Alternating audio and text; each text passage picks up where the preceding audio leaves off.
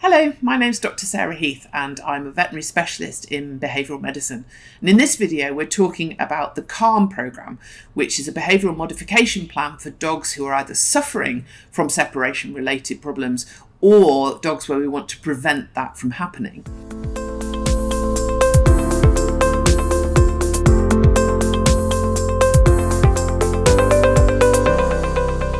Today we're going to be talking about the letter L, which stands for leaving predictive cues of your departure, which also signal that you will have a certainty of return. So predictability and control are two things that have been shown to decrease levels of anxiety.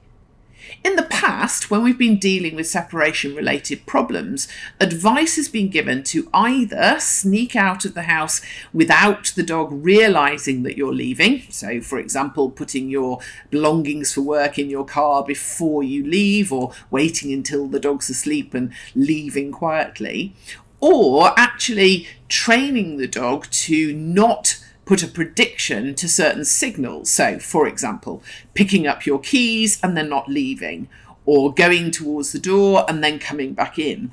The idea was to reduce the level of prediction of being left. But more recent work by people like Dr. Marta Amat in Barcelona has shown that if a dog can predict an event and have some level of perception of control over it, they are far less likely to be anxious. Therefore, in the CALM programme, we think about increasing the predictability of the departure, and we do that by using a visual signal. If you have a dog who is suffering from separation-related problems, obviously the ideal thing is not to leave the dog alone. But we know that this just isn't realistic. There are times when you simply have to go out. And this is the first situation where we're going to use a predictive signal. Obviously, first of all, we're going to choose a safe and comfortable location for the dog to be left in, and we're going to make sure that there are resources such as water and toys and things to occupy the dog while you're not there. But then we're going to think about having a signal, a visual signal that we place on the door that you leave through, which becomes a predictor that the dog is about to be alone. This could be something as simple as a piece of white paper that you attach to the door.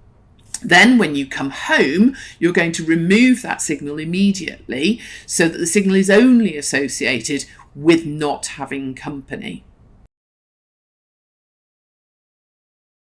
As well as dealing with those times when you have to go out, the L in the CALM programme is also about learning to have different expectation of interaction with the caregiver when they're at home. This involves your dog learning how to be settled when you are not available, even though you're in the room. Maybe you're on the phone, or maybe you're cooking.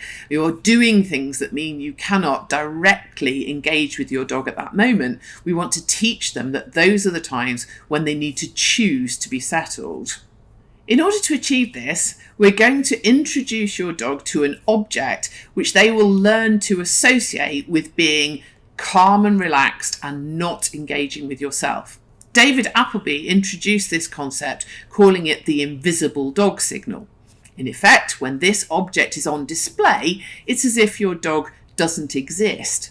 If it wasn't there, you wouldn't be able to talk to the dog or play with the dog or interact with them. So when the signal is out, it's not only a signal to the dog to be relaxed, but also a signal to you to not interact with your dog. So how is your dog going to learn what the invisible dog signal means? Well, first of all, you're going to need to select a signal that's different from the predictive cue that you are putting in the room when you have to go out. So we talked about the piece of white paper on the door. In this situation, this is going to be a different signal. It could be an object, for example. Obviously, make sure that it's something safe, something that couldn't cause your dog any harm, because eventually you'll be leaving your dog alone with the invisible dog. The next thing to think about is a training location. So for the introduction of the invisible dog, we're not going to leave the dog in the same location that you leave it when you have to go out. So select a different location, and you're going to start off by being in that room with your dog. The object, the invisible dog, is going to be used as a signal that you are not available. So if you sit down on a chair and you have a table beside you, place the object behind your back, maybe hidden by a cushion on the sofa, so it's not in view. When the object is hidden, engage with your dog. Talk to your dog calmly and quietly without increasing too much excitement. And then, mid-interaction, take the object from behind your back or the cushion and place it onto the table. As you do that, remember that the dog has disappeared. You can no longer talk to them or interact with them. So stay completely passive for about a second and then put the object back behind your back or under the cushion so it's no longer visible. As soon as you do that, make sure you re-engage with your dog. Talk to them again, stroke them, so that the appearance of the object means I'm not available, but the disappearance of the object means I'm back. Over the first few training sessions, the aim will be to gradually increase the amount of time that the invisible dog signal is out on display. So we said we were going to start with just a second. We then may put it out for 2 or 3 seconds before we put it away. Gradually, you're going to work up to this position where you'll put the object out and then maybe read a page of a book and then put the object away and re-engage with your dog. Remember to do this part very slowly. The aim is that as you put the invisible dog signal out, you notice your dog look at the object and then relax, lie down, stop trying to engage with you, because they can predict that you're about to be busy, you're about to read your book, or you're about to make a phone call. Once you've got to the point where the dog recognises the invisible dog signal, we're then going to start introducing it in a context of being left. Of course, we don't want to leave the dog for very long. I just want you to stand up, walk to the door, come back, sit down, and put the object away and say hello. The next stage will be to put the object out and go to the kitchen to make a cup of tea. Remember, your dog might follow you in that early stage, but the invisible dog signal means your dog doesn't exist. So even if they followed you, you won't be able to speak to them. Just make the cup of tea, go back to where you were sitting, and once you're sat, remove the object and then re-engage with your dog. As you carry on this process, you'll find that when you put the object out and you leave the room, your dog doesn't follow you because they need to be where the object is. When you put the object away, that is when you will start to engage with them. So there's no point in them following you. We're now going to move to the final part of the L of the CALM program. This is going to involve going back to the location that you leave your dog in when you have to go out.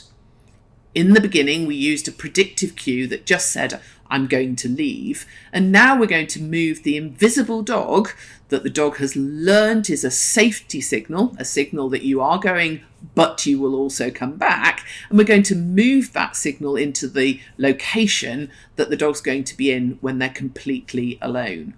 The idea is that the production of the invisible dog just before you leave says, I'm about to leave.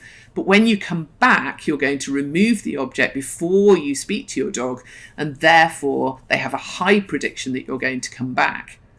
Having predictability that departure is followed by the person coming home leads to a lowering of the level of anxiety.